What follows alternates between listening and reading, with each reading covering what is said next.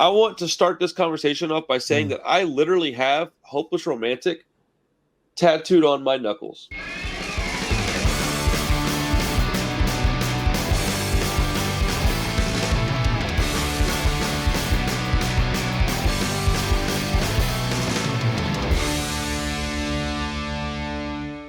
Okay, so Bouncing Souls, Hopeless Romantic.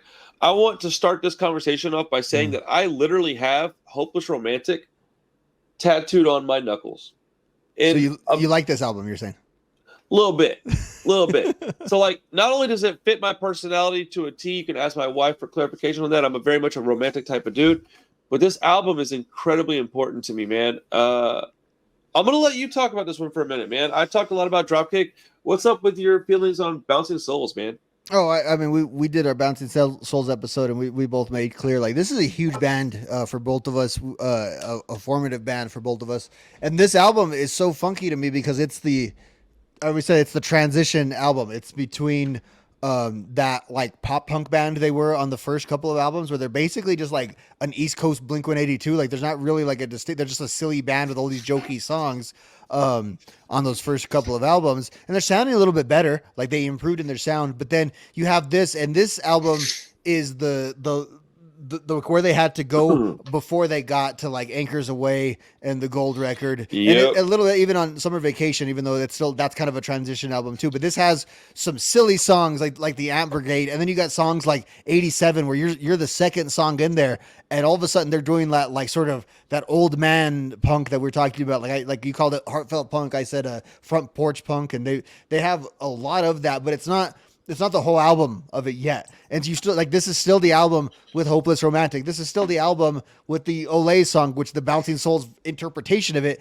is like the most commonly rechanted interpretation of that song, which I think is just amazing. So it's like an important album on many different planes. And like, this album's a bit of a roller coaster because you got the duet on there, and then you got the serious one. You close with the song that could have been on Anchors Away. And it's amazing because we talk about like how mature and all of that they sound then. Well, that's like 5 years later. Like, this is the beginning of that, and them really exploring what you could do with like a punk music like this. Like, what can you do with skate punk? But it doesn't just have to be Pennywise all the time. Like, how do you do that? BMX punk, sir. This is not skate punk. There. Okay. Well, there's I mean, I'm just being stupid, but like, what is if that, I had money, I'd buy a new BMX. Da-na-na-na. These dudes are definitely bike riders and soccer players, not skaters. And yeah. Yeah. Well, again, it's funny because I'm just being stupid, but that is true. I think I told you before, like, well, the Bouncing Souls for me were always like the California skate punk band that just wasn't in California. Like, they were the your weird cousins from like New Jersey. They really are. Like, if they were born in California, they would definitely sound more like NoFX and Pennywise. Yeah, like Offspring. Like, they're right in that zone, and they just happen to be like, they've got a little bit of that drop kick in them. They have a little bit of that. Yeah, that sort of thing in them. The fact that they're East Coast dudes makes them turn into what they eventually turn into, and I think that they're a far better band for it. Mm-hmm. And like you said, this was like the crest, kind of, because How I Spent My Summer Vacation is the one that I think of as the transition record. I still look at this as like a punk record. How I Spent My Summer Vacation really starts to turn into a rock and roll record, and then they get Anchors Away, which I think is a perfect album. Yeah, it still like feels sloppy here, even though like the songs are tight, but it still feels like there's something raw to this album. And correct. Yeah, that like by Summer Vacation they were starting to production improved, playing improved. Yeah, and I should say though, this is not lo-fi sounding though. It's not like they made a huge jump. It was just this type of album, which you would almost like.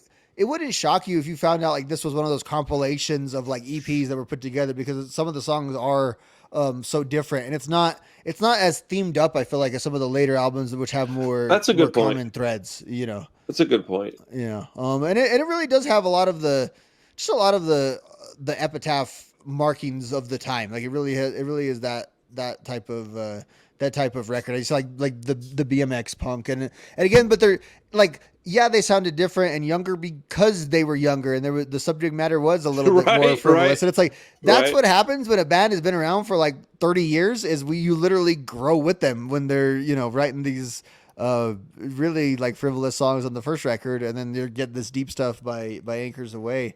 What an introduction though. The songs on this were like, they weren't ever bad at it, is the funny thing. Once they tried it, they were really good. Like I said, like 87 is just an amazing song. Like after Hopeless Romantic, which if you just heard Hopeless Romantic, like, okay, this is just like everything else. Like it's better, it's an upgrade, but it's like, okay, here we go. You probably expected the next song to be the same thing, and it completely takes a left turn.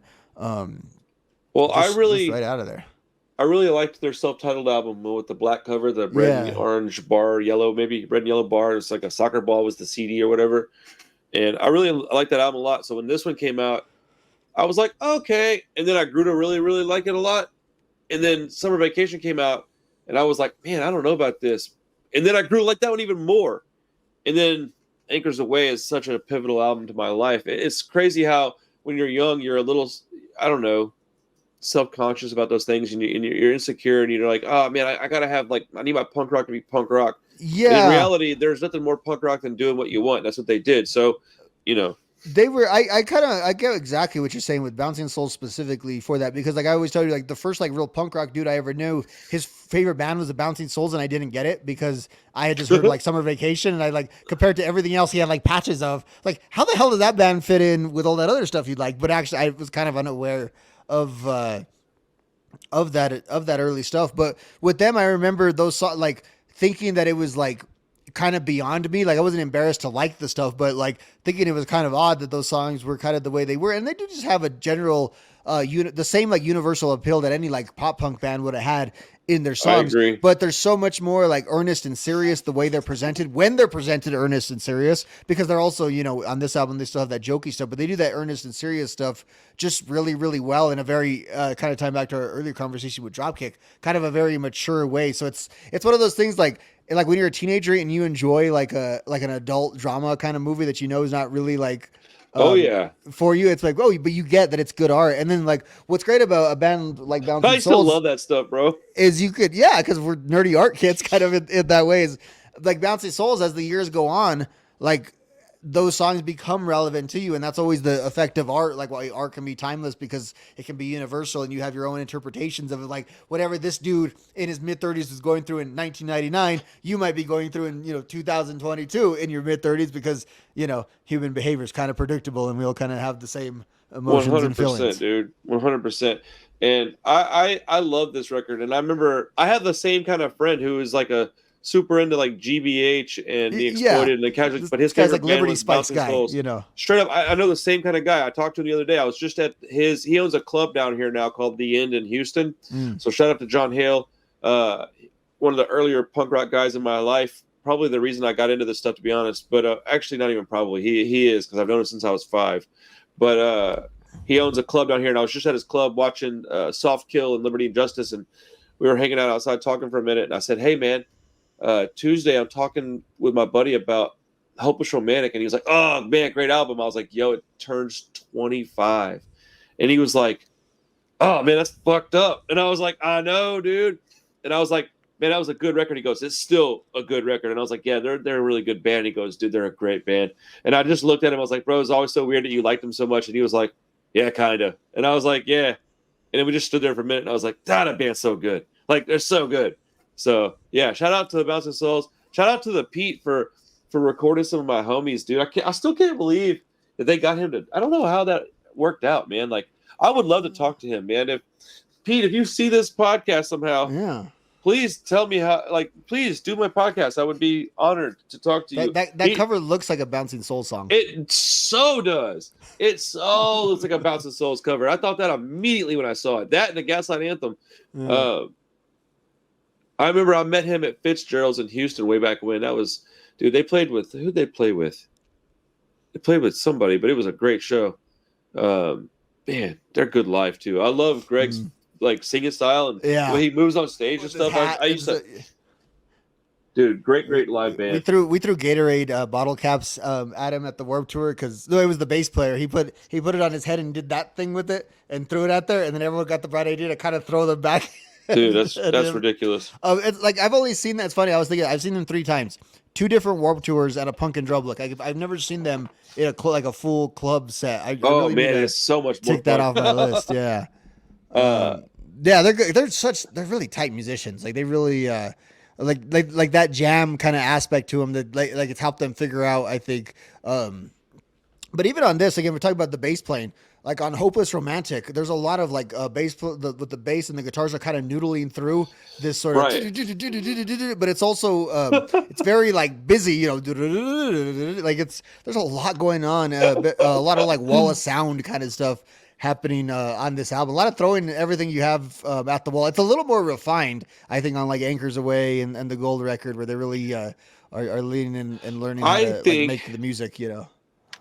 I think with this record, the reason why it's a little less refined and a little more, I guess, dirty is the way I'll put it. 'Cause I like it. It's not. I'm not describing. I like it a lot, actually. Like a lot, a lot. Yeah. Top 20 album all time, maybe. Definitely top 50 all time for me. But like really important album in my life. I think that they were starting to experiment with sound because they were getting a little older and they were trying to head. They were not trying. They were starting to head down that like Bruce Springsteen-y type of songwriting, telling stories, slowing it down a bit, getting better at their instruments. Greg was getting better as a singer. I just think that they were starting to really experiment with those sounds, and it started to really shine in Summer Vacation. But there's some gems on this album that are unbeatable, man. Mhm. Hopeless Romantic as a title track, as a opener to an album, is ridiculous, bro. Absolutely ridiculous. That song is so good. And like my stomach gets upset hearing it because like I mean that in a good way because you just think of like jumping up and down and like it sounds like soda that's like coming out and then the lyrics Dude, yeah, are funny, like it's chantable and it's funny. It's like everything you kind of want in one of those songs. I think I told the story before. The first time I saw them, I didn't really know this record, and so all of a sudden they're just like bah, bah, bah, bah, bah, people will say, and I'm like, what the hell? And everyone's singing along, and he's not even really doing any of the lyrics. So the whole Warped Tour going, "I'm a hopeless romantic, you're just," and it's like, oh, it's perfect. And what a way, because they would go into those sections. I think you always have to have the punk banger at the opener if you're a punk band, especially if you're changing up that sound a little bit, because right. you gotta sort of give that like insurance. Like no, like we're still pretty awesome, and that's the thing is they could always kick it up that notch and still be pretty damn awesome at that. It's not like they were incapable of those different notches. They just have their own sort of lane that they like to stick in a little bit more. Well, this is like if you were a punk rocker at age 17 and then you met a girl and y'all started dating, and then around the age like 22 or 23 y'all split up and you didn't want to do emo but you wanted to write about that experience, you would get the Bouncing Souls. So like Hopeless Romantic is like an emo song for grown men, for lack of a better descriptive term. It's like an emo song for grown like dudes, like not like boys, not little, you know, it's for like dudes, like the bros. Yeah, and this album has, and that's funny because we're gonna talk about Jawbreaker next week, which has some similar vibes, but it's very much like that sort of like young adult, like you get used to like the BMX core, like the guy. I think of like the guys that are like literally riding their bikes to go like for their pizza delivery job. Oh yeah, they were like street delivery guys, like dorm room guys. Like so, it's a little more. It's again, it's not quite. It's like. It's not quite the intellectual pursuit of like Bad Religion and Pennywise who have already done all this stuff. It's like the guys who, it's like that slacker culture, but in a more proud, it's like regular people. It's in a like more proud kind of way. Yeah, because it's like drinking beer and watching soccer. Like that's just like Saturday. You know what I mean? It's very relatable.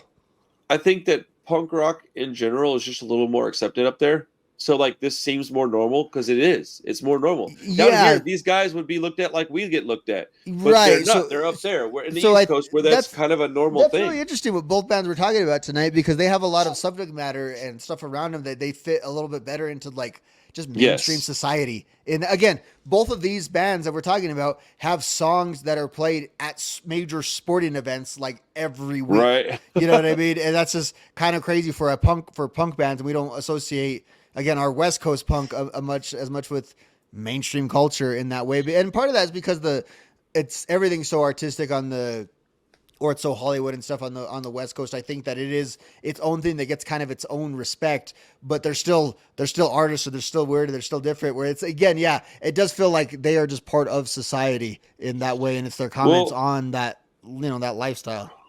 I can tell you that Dropkick, Bouncing Souls, the Gadgets, Hellcat had some like really palatable bands because my dad got me some of this stuff and he would let me listen to it in the car sometimes. Mm. Like not much because he passed pretty young, but when I was young, but like I remember being like, "Hey, Dad, can I put the CD in?" And he's like, "Who is it?" And I'm like, "It's the I Like Your Mom band." And he's like, "Yeah, sure, whatever. They're all right." And he let me put in the self-titled Bouncing Souls CD a couple times, and he let me listen to the Gadgets in the car. Like, they're definitely not, you know, MDC or the Unseen or a Global Threat or the Casualties or even Rancid. Rancid is still a punk rock band. Go listen to their new record if you don't agree. They're so like the Bouncing Souls, and they have a clean vocal style, which is may not be your favorite vocal sound, but it's a clean vocal style. It's not like a gravelly Lars or Matt Freeman style vocal, you know? Yeah, and it's also recorded really, really well too. So it's Oh yeah, dude. Who produced this album? Do you know? That's a good question. Should look that up. Tom Wilson. Okay. Who is So it wasn't like, somebody that we no, but I don't know that name. he's a punk engineer. He's like Okay. I'm trying to see. Like he worked on Smash. Okay, yeah, he worked on Smash. He worked with the Bouncing Souls. There you go. That's a big record to the work Vandals, with Youth Brigade, with Social Distortion. That's who Wow. that's who a lot of this music sounds like to me. It's like a happier Oh, really? it's like to me like a lot of Bouncing Souls is like a less street version of Social Distortion. You know what I mean? Okay. Like if Mike Ness was just like a soccer fan and not a junkie, he might have made the Bouncing Souls.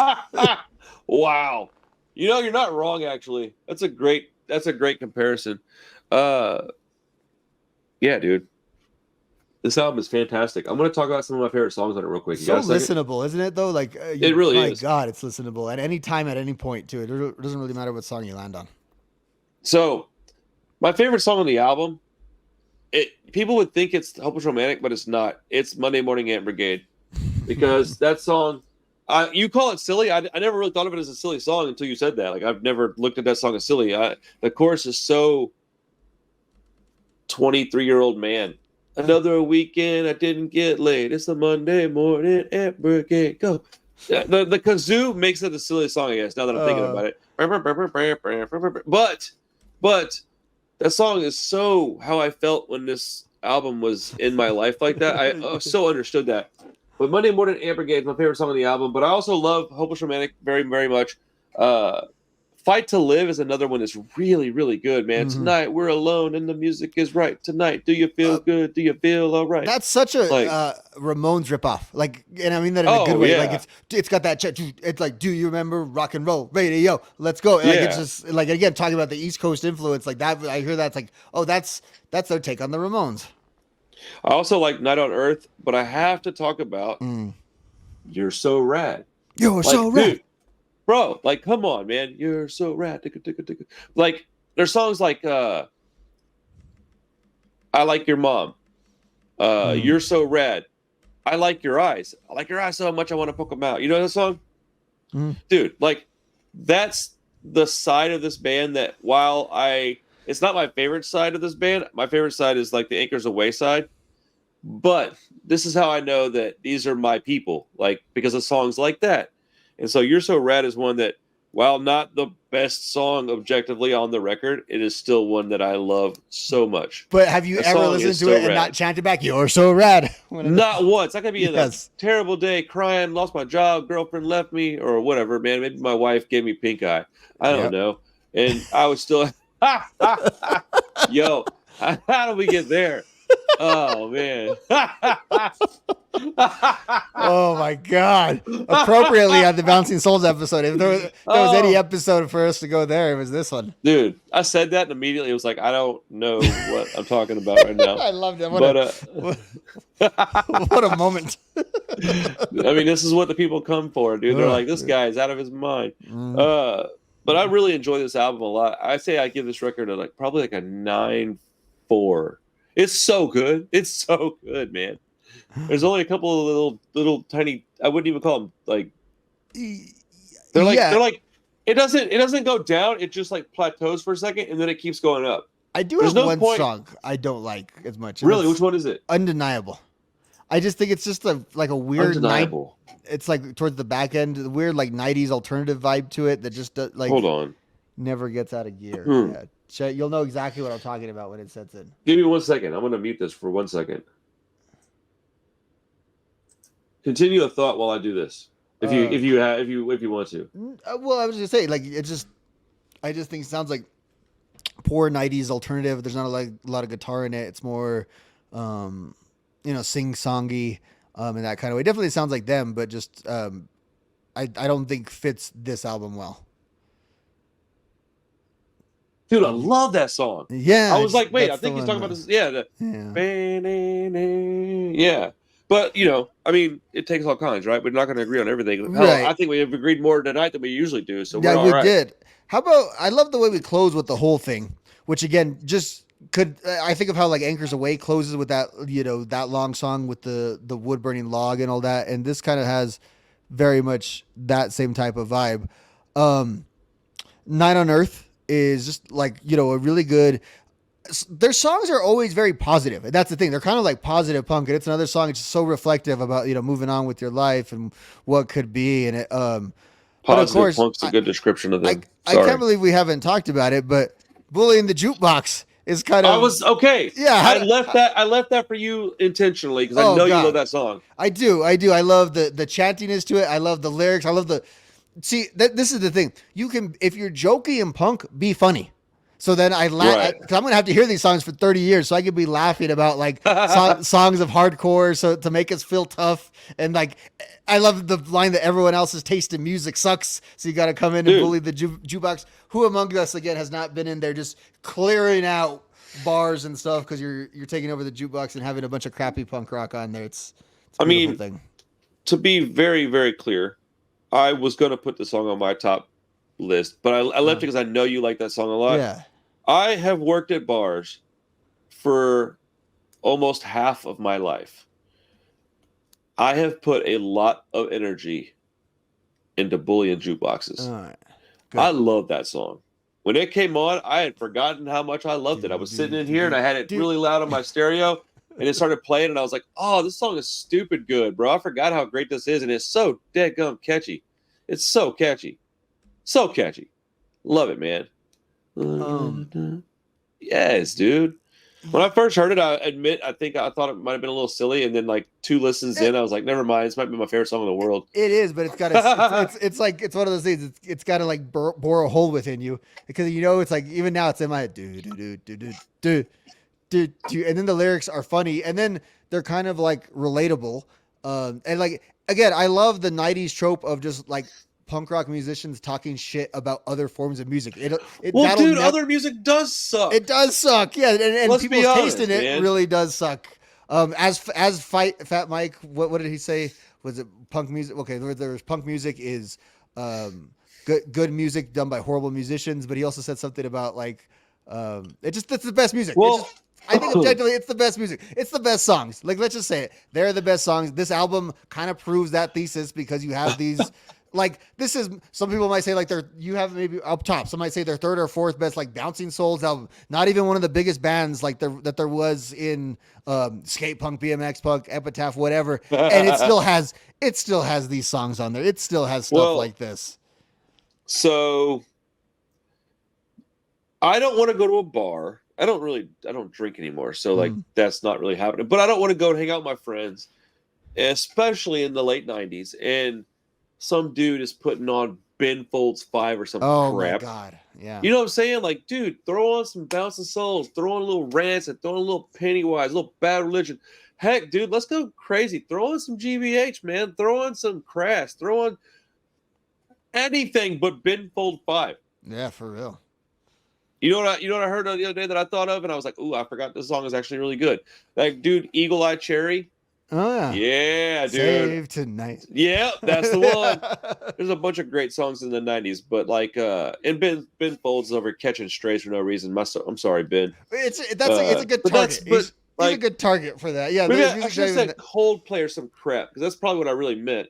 Yeah. But it's I have a theory, and maybe you're with me. Once we hit the 90s, I don't like rock that's not hyphenated.